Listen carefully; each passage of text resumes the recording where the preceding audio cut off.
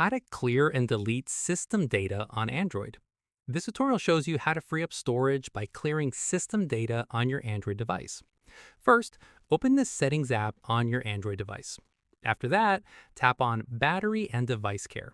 From there, tap on Storage to see a full breakdown of what's taking up space on your device. At this point, tap on Clean Now to automatically clear any unnecessary junk files and temporary data. Following this, scroll down and tap on Apps.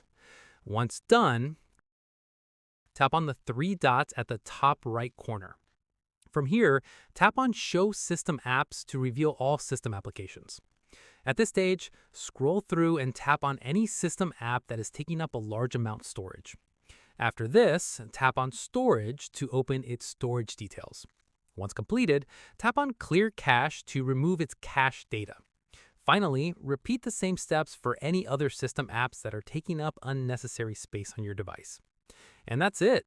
If this Android guide helped you clear your system data, give it a like, subscribe for more Android tutorials, and tap the bell icon for updates. See you in the next one.